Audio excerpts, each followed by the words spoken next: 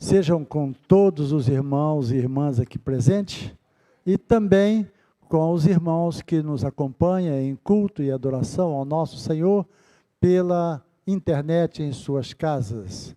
Sejam todos muito bem-vindos a este culto de adoração. Quero agradecer ao pastor Marcos pela oportunidade de estar compartilhando a palavra do Senhor e suplicando ao Espírito Santo de Deus que nos conduza nesse momento de adoração e reverência, de crescimento no conhecimento e na graça do nosso Senhor Jesus. Amém? Em atitude de reverência, meus irmãos, eu peço que fiquemos de pé para ler o texto sagrado. O título da nossa mensagem para o dia de hoje é O Publicano Levi e o seu chamado. O nosso texto base é Marcos, o evangelista Marcos, capítulo 2, versículos 13 a 17. Vamos ler o texto então. Amém? Podem abrir a sua Bíblia para que possamos acompanhar a leitura do texto. E após a leitura do texto, eu peço aos irmãos que para a fixação desse conteúdo bíblico e de ensino, a gente possa acompanhar, ouvindo e vendo o que o Senhor tem para nos dizer através do seu Santo Espírito. Amém? Marcos 2, versículo 13 em diante. Jesus saiu outra vez para a beira-mar. Uma grande multidão aproximou-se e ele começou a ensiná-los. Passando por ali, viu Levi, filho de Alfeu, sentado na coletoria, e disse-lhe: siga-me. Levi levantou-se e o seguiu. Durante uma refeição na casa de Levi, muitos publicanos e pecadores estavam comendo com Jesus e seus discípulos, pois havia muitos que o seguiam. Quando os mestres da lei, que eram fariseus, o viram comendo com pecadores e publicanos, perguntaram aos discípulos de Jesus: por que ele come com os publicanos e pecadores? Ouvindo isso, Jesus lhes disse: não são os que têm saúde que precisam de médico, mas os doentes. Eu não vim para chamar os justos, mas os pecadores. Oremos. Espírito Santo de Deus, neste momento a tua palavra foi lida e queremos a tua presença e a tua direção para nos usar como igreja, para a edificação da sua igreja, para que possamos crescer no conhecimento e na graça do Senhor Jesus. E que estas palavras sejam acolhidas em nossos corações como terreno fértil para esta preciosa semente, e que ela possa surtir o efeito esperado da tua vontade em nossas vidas, em o nome de Jesus. Amém. Muito bem, meus irmãos. Nessa leitura da palavra, algumas coisas me chamaram a atenção. E estas palavras marcaram bem o meu pensamento, de forma que alguns pontos e alguns momentos desta palavra avultaram aos meus olhos, e o meu desejo é de compartilhar com os irmãos. A primeira questão que me chama a atenção é uma revisão sobre o perfil e o caráter de Levi, deste publicano. A segunda coisa que eu quero também compartilhar com os irmãos foi o olhar de Jesus para este publicano.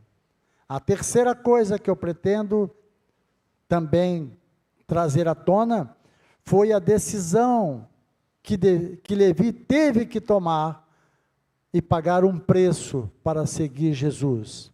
E por fim, a prontidão de Levi para anunciar a boa nova aos seus. Amém? Em primeiro lugar, né, o texto trata então de um publicano, que a Bíblia fala um publicano. E o que era então um publicano? O publicano era um servidor do estado de Roma, da Roma, antiga Roma imperial, que tinha por incumbência coletar tributos nas províncias dominadas por Roma. Era delegado esta competência legal para que alguém daquele lugar pudesse fazer esse trabalho em favor de Roma. E, naturalmente, era um trabalho que não era muito bem visto. Todavia, precisava de alguém que tivesse algumas habilidades. E Levi parece que era esta pessoa.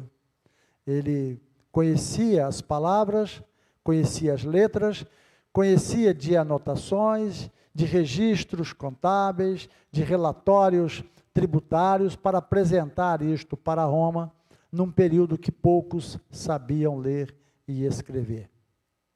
E Levi é esse homem judeu que está ali cobrando tributos para Roma. Qual é o problema de Levi? É que ele é judeu e ele está, então, cobrando tributos para Roma. E isto certamente não atraía um bom olhar para ele, que por vezes também era atribuído a ele o predicado de ser um traidor da nação. Porém, quando ele se converte, se rende aos pés de Jesus, então ele vem se tornar esse discípulo, e por fim vem escrever um evangelho de Mateus para a nossa alegria e para o nosso crescimento no Senhor Jesus. Então este é Levi, o publicano. Havia essa insatisfação dos judeus porque eles estavam pagando tributo para Roma.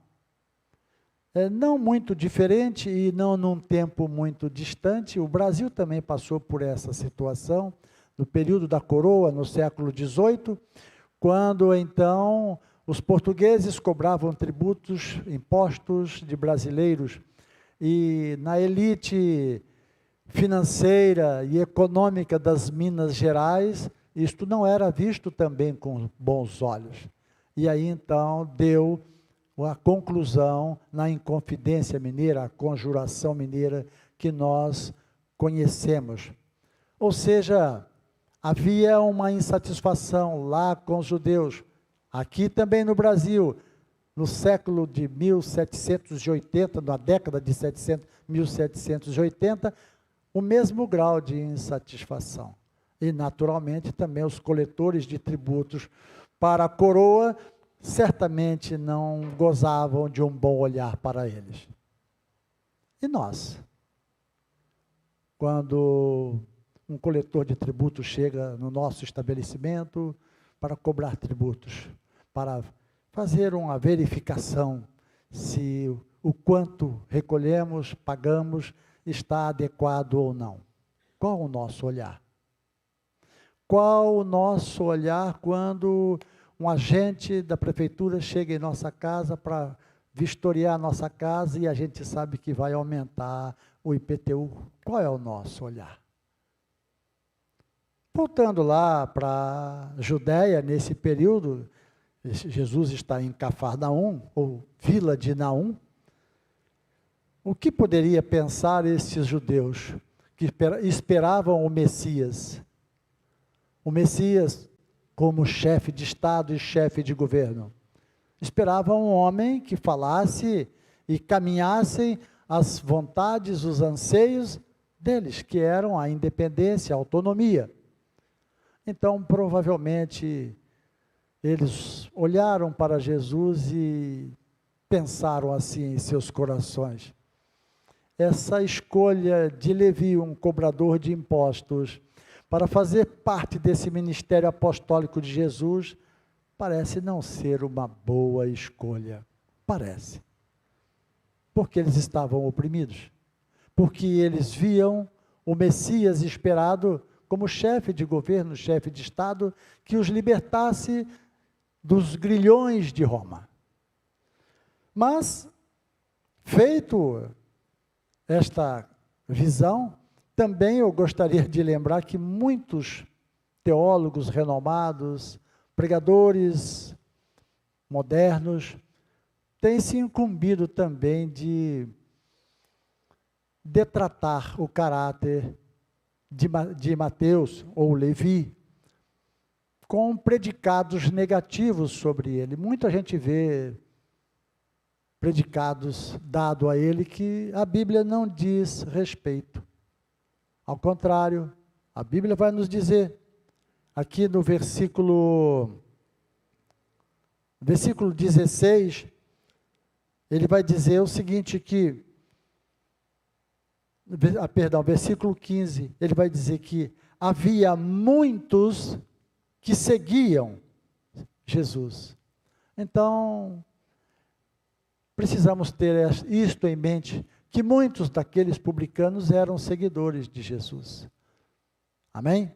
Então, vamos para compreender este chamado de Levi, então, né, que ele vai nos apresentar aqui, agora, este chamado, e a importância desse chamado para Jesus, e o olhar de Jesus para este chamado.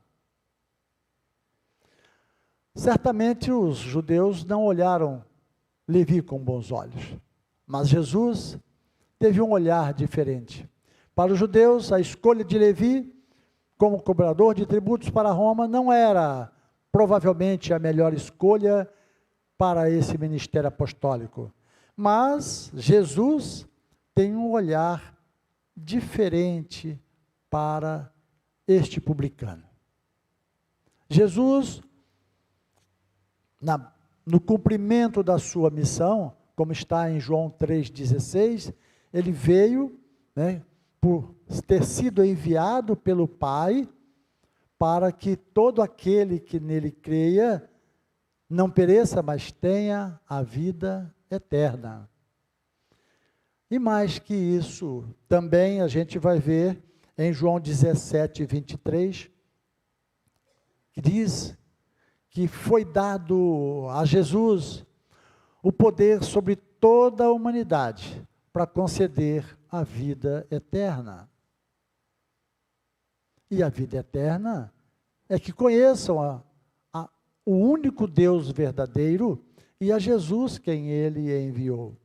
Então Jesus tem esta missão de salvar vidas, e não é por acaso que quando os fariseus, os mestres da lei, reclamam com os seus discípulos, aqui no versículo 16, quando os mestres da lei, aí podemos olhar para o texto que diz, quando os mestres da lei, que eram fariseus, o viram comendo com pecadores e publicanos, perguntaram aos discípulos de Jesus, por que ele come com publicanos e pecadores?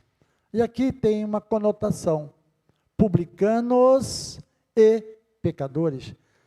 Será que esses pecadores eram pecadores ou o que eram eles? Esses pecadores, para os judeus, era o não judeu, o estrangeiro, o gentio, que não professava a mesma fé judaica, né? Então, eles eram tidos numa visão global e geral como pecadores. E o texto diz que tinha, então, estas outras pessoas, como diz Lucas no capítulo 5, Jesus ele diz assim, que havia muita gente comendo com eles, publicanos e outras pessoas. A visão de Lucas já é um pouco diferente. Mateus, judeu, ele diz publicanos e pecadores. Marcos, judeu, diz publicanos e pecadores. Lucas não é judeu. E ele diz publicanos e outras pessoas que não são judeus. Então, são conotações que a gente precisa perceber nesse texto, né? Que às vezes a gente sempre joga aquela pecha que Mateus era o cara, negativamente, claro, né? Mas o olhar de Jesus é diferente. Jesus está olhando para o cumprimento de uma missão e ele busca conhecer as pessoas, o coração das pessoas, o pensamento das pessoas. Senão, olha o que diz aqui o versículo 6 do capítulo 2. Quando os mestres da lei e fariseus estavam comentando a respeito dos milagres que Jesus andava fazendo, e pelo fato dele perdoar, dizer aquele aleijado que fora lançado pela janela da casa em que Jesus estava, e Jesus diz: perdoados estão os teus pecados. Aliás, o pastor Carlos pregou isso domingo passado. Então, quando Jesus diz perdoados estão os seus pecados, Jesus está cheio de compaixão, cheio de amor, de misericórdia, por aquele que está precisando dele naquele momento. Mas os judeus questionam: quem é ele? Quem pode perdoar pecados, senão somente Deus? Eles estão esperando um chefe de governo, um chefe de Estado, e não estão enxergando que o Cristo está presente diante deles. Então, Jesus, versículo 8, percebeu logo em seu espírito que era isso que eles estavam pensando, e disse-lhe: por que vocês estão remoendo estas coisas em seu coração? Então Jesus faz a leitura do coração e do pensamento. Jesus está olhando agora para Mateus, para Levi. Jesus olha para o coração de Levi. Jesus está passando por esta coletoria. Enxerga Mateus e diz no versículo 14: Levi, filho de Alfeu, sentado na coletoria, disse: siga-me. Levi levantou e o seguiu. Ele não titubeou, ele simplesmente se levanta e segue. Porque Jesus olha para ele, para o coração dele, para o que está na mente dele. E neste momento em especial, Jesus está olhando para o potencial daquele homem, para a proclamação das boas novas, para a expansão do reino de Deus aqui na terra, para a glória do Senhor Jesus.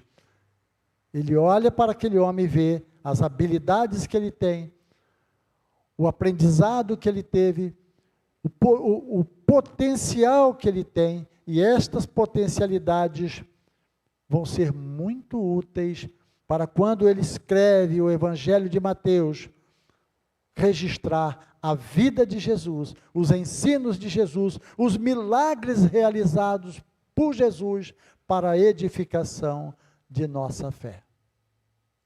É incrível que Jesus vai dizer, quando ele ora pelos seus discípulos, né, que ele ora pelos discípulos apóstolos dele, mas também ele ora por nós, hoje que estamos aqui sentados, que creremos na palavra dos seus discípulos. E Mateus deixa para nós esse maravilhoso evangelho para a edificação da nossa fé. Amém? O que nós precisamos ver com isto? Que assim como Jesus chamou Levi, ou agora convertido Mateus, para praticar as boas obras, Jesus não chamou Mateus por engano, não chamou Levi por engano, como podia passar na cabeça dos judeus, que Jesus estava escolhendo a pessoa errada para o seu ministério apostólico, por ser ele um cobrador de tributos para uma nação inimiga, uma nação dominadora. Mas Jesus olhou para ele, viu o seu coração, olhou as virtudes dele. Assim também, quando Jesus escolheu cada um de nós, Jesus, ele tinha e tem a plena convicção de que cada um de nós somos a pessoa certa, certíssima para o ministério da pregação das boas novas. Jesus é o bom pastor, ele conhece as suas ovelhas, está em João 10,14. Ele conhece as suas ovelhas, está escrito: eu sou o bom pastor, diz Jesus, conheço as minhas ovelhas, elas me conhecem. Quando nós ouvimos o chamado, o Espírito Santo tocou em nossos corações. Nós entendemos o chamado. Nós entendemos que o bom pastor estava nos chamando. E para nós, que fomos chamados, que recebemos o chamado, e decidimos segui-lo, há para nós também um grande compromisso. Tomamos esta decisão. Não é decisão fácil de seguir Jesus. Então, assim como Mateus, que levantou e seguiu, aqui em Marcos ele só diz levantou e seguiu. Mas parece que ele se levantou, seguiu, acompanhou Jesus, mas ficou lá mantendo o seu emprego, né? A sua fonte de renda permaneceu firme lá, estou garantido. Não. Em Lucas, ele vai dizer para nós, no capítulo 5, 28, ele vai dizer assim: Levi levantou-se e deixou tudo. E o que é esse tudo? Esse tudo é uma vida financeira estável, uma posição privilegiada de ter segurança, de ter uma situação patrimonial equilibrada, financeira equilibrada, poder ter condições de celebrar muitas vezes com seus amigos, coisas que quem não tem esta condição às vezes não consegue fazê-la. Mas Mateus tomou uma decisão que, sinceramente, não é tão fácil assim, para muitas pessoas, não é o caso? Então, e aí, esse cargo de coletor de impostos, ele abandona. E o que é hoje na atualidade? Seria um auditor da Receita Federal, da Receita Estadual, da Receita Municipal, cargos altamente disputados nos dias atuais dos concursos públicos.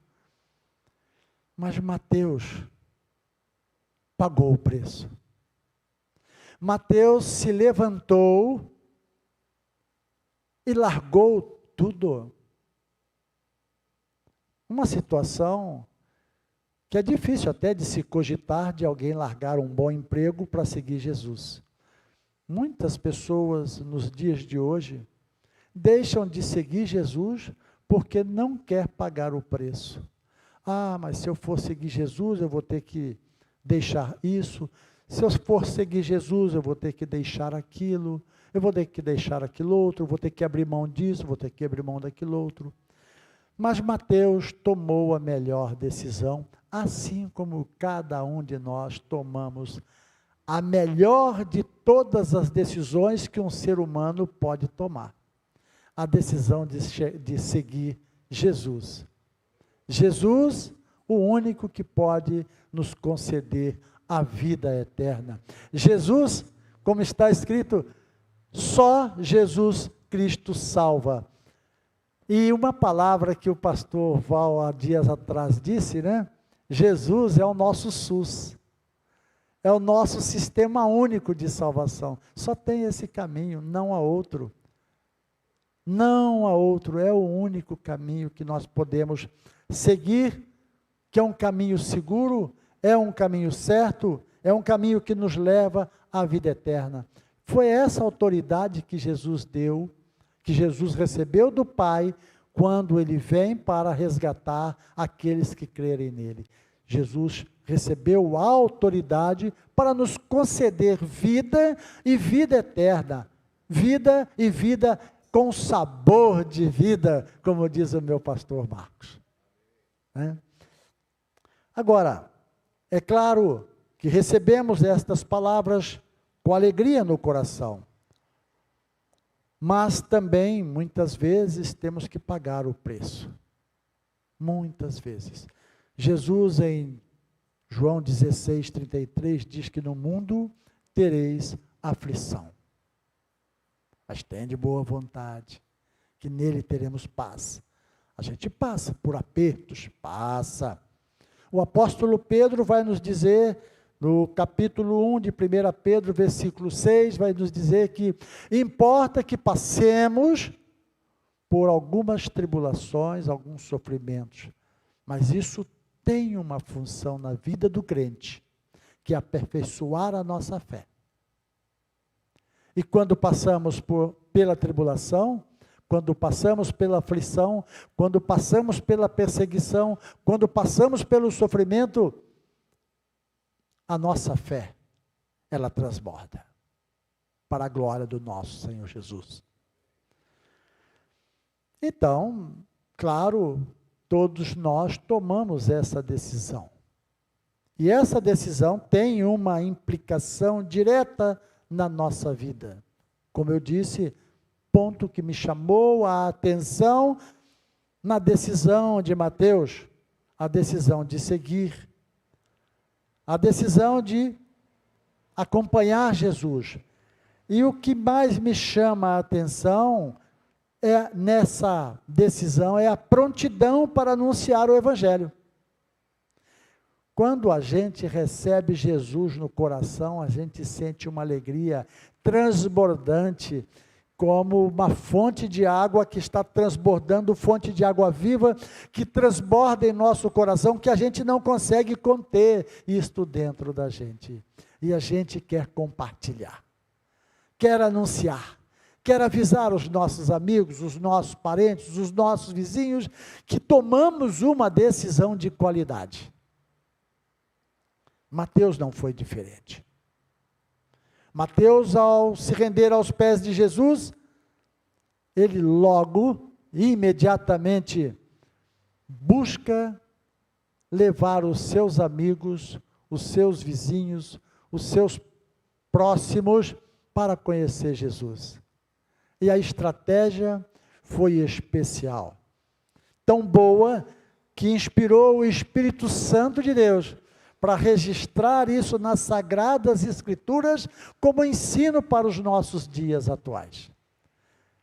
No versículo 15, após a conversão de Jesus, quando ele se levanta, deixa tudo e segue Jesus, o versículo 15 logo nos anuncia que na alegria da salvação, presumo eu, creio eu, pela minha experiência, pela experiência que cada um de nós tivemos dessa alegria do primeiro amor, a primeira coisa que ele faz, e que registra aqui o Evangelho, é que durante uma refeição na casa de Levi, muitos publicanos e pecadores estavam comendo com Jesus e seus discípulos.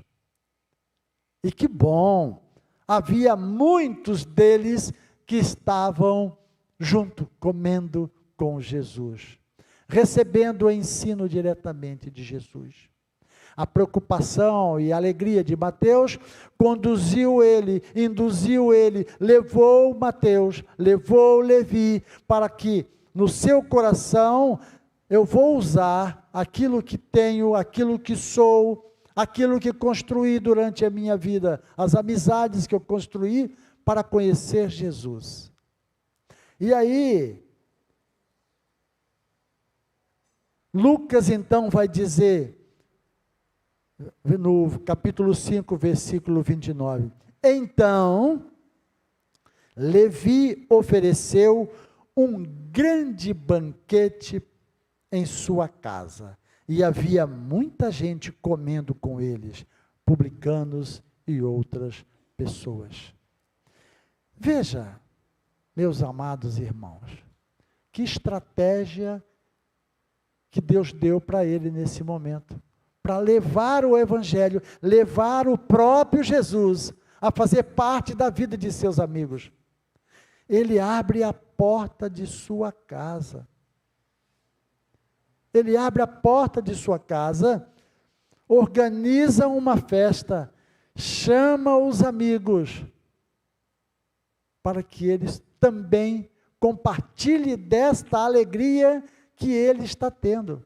A alegria de conhecer Jesus, a alegria de se converter aos pés de Jesus, se render aos pés de Jesus. Aqui, Levi está trazendo para nós que a nossa casa é um bom lugar para evangelizarmos os nossos amigos, nossos parentes, nossos vizinhos. Amigos que jamais passariam à frente da igreja e entrariam, porque assim como detrataram Levi, também detratam os sacerdotes que dirigem as igrejas, e muitos têm até medo de passar em frente à igreja. Muitos cortam caminho, mudam de calçada para não passar da igreja. Muitos estão tão refratários à mensagem de Cristo que você vai entregar um prospecto, um folheto para ele, ele diz, não, eu não quero. Eles pegam o papel, amassa e joga. Você pergunta para uma pessoa, você pode parar um minutinho para compartilhar, para que eu possa compartilhar com você de Jesus? Ele diz, não, eu estou muito ocupado, não tenho tempo para isso.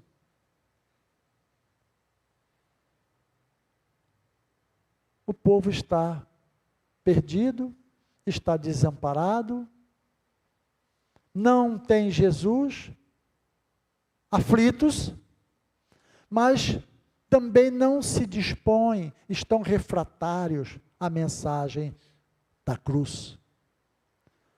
Todavia, os nossos amigos confiam na gente, pelo nosso exemplo, pelo nosso viver, pelo nosso comportamento. E quando você diz sinceramente para ele, amigo que te conhece, que sabe do seu agir, sabe do seu viver, do seu modelo de vida, do seu exemplo de vida, da pessoa verdadeiramente amiga que você é para os seus vizinhos, e você diz, olha, vou fazer um grupo de estudo na minha casa, vou trazer algumas pessoas para que a gente possa compartilhar, conhecer a palavra de Deus. Aquele que dificilmente entraria na igreja, provavelmente na sua casa, porque você é amigo dele, amigo dela, então ele vai poder se aproximar de você, e você vai ter a oportunidade de espalhar essa alegria que está no seu coração, para este não crente, para esse que ainda não viu Jesus, que esse que ainda não conheceu Jesus, a verdadeira mensagem, e a promessa, e a esperança que nos mantém firmes. Levi demonstrou prontidão. Ele nos dá o exemplo, ele nos apresenta o melhor que nós podemos fazer para que os nossos amigos, os nossos parentes, também sejam alcançados pela salvação. E meus amados irmãos, nós que estamos conhecendo a palavra, vendo as palavras, sabemos que há uma urgência. Essa prontidão, precisamos estar imbuídos dela, para a glória do reino de Deus. Levi, ao abrir a sua casa, eu não sei se ele estava consciente ou não consciente, mas nós estamos conscientes que Jesus está voltando. Jesus está vindo. Ainda há tempo de salvação. Ainda há tempo de anunciarmos Jesus. Ainda há tempo de que os perdidos sejam resgatados. Que os perdidos, os não alcançados, ainda possam fazer parte deste reino que está já aqui na terra. É tempo de anunciarmos o reino de Deus que já está na terra.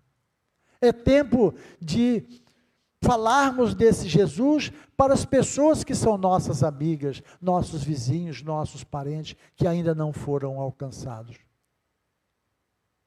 A nossa principal função no reino de Deus é anunciar o Evangelho, é anunciar a boa nova, é anunciar a salvação. Em Mateus 16, 5, Marcos 16, 5, Jesus nos dá a comissão. Ele vai dizer: vão e anunciem. Assim diz o texto: vão pelo mundo todo e pregue o Evangelho a todas as pessoas. Quem crer e for batizado será salvo, mas quem não crer será condenado. Meus amados irmãos, nós precisamos olhar para os olhos de nossos parentes, os nossos filhos, sobrinhos, cunhados, cunhadas, tios, tias, vizinhos, todos aqueles que estão à nossa volta, olhar para os olhos dele e saber que se não anunciarmos esta boa nova, ele está condenado. Precisamos ter este olhar de amor, de misericórdia e de compaixão por estas almas que estão se perdendo. Jesus vai voltar. Temos convicção que Jesus volta. E a volta dele é breve. E o nosso tempo aqui também é breve. Curto é o nosso tempo. E cada um que se despedir de nós para um sepultamento, se ele não conheceu, se ele não recebeu, se ele não creu, infelizmente, ele está condenado. E precisamos ter este ardor em nossos corações, em nossos pensamentos, para quando olharmos para os não alcançados, os não crentes, termos essa compaixão e termos essa insistência. Não basta só a gente falar, não basta só a gente convidar uma vez, duas, três, insistir para que haja salvação. Insistir que haja conversão. Anunciar para que o Evangelho chegue ao coração dessa pessoa, para que o Espírito Santo possa trabalhar. Trabalhar levando ao arrependimento, levando uma genuína conversão para a glória de Deus. Receber os nossos amigos, os nossos vizinhos em nossa casa é uma excelente estratégia. Não fosse ela tão boa, o Espírito Santo não tinha instruído 3 evangelistas para mostrar este momento na vida de um recém-convertido. A sua atitude, a sua estratégia para alcançar almas, para que pessoas que estão perdidas, aflitas, desamparadas e desgarradas do rebanho de Cristo, venham fazer parte deste reino, o reino de Deus, o reino de paz, o reino de luz, o reino da vida eterna com o nosso Senhor. Concluindo, meus irmãos, nós não fomos chamados ao acaso. Nós não fomos chamados por engano. Jesus nos chamou porque Ele sabe que somos o sal da terra. Nós somos a luz para este mundo, que temos que brilhar a luz de Jesus. Precisamos brilhar a luz de Jesus para a expansão do reino de Deus. Jesus conhece o nosso coração, conhece os nossos pensamentos e sabe da nossa importância para o reino de Deus, para a expansão do reino de Deus, para que cada parente nosso, cada amigo nosso, cada vizinho nosso possa ser alcançado pela mensagem da salvação. A despeito do preço que temos que pagar muitas vezes, a nossa decisão foi a mais importante: seguir Jesus, obedecer os seus mandamentos e, acima de tudo, entendermos a prontidão que requer este chamado, porque sabemos que Jesus está voltando, e Ele vem, e Ele vai julgar vivos e mortos, e Ele vai chamar pecadores e salvos, e vai dizer: vinde benditos de meu Pai, e que os nossos amigos, os nossos vizinhos estejam, para a nossa alegria, à direita de Jesus, à direita de Jesus,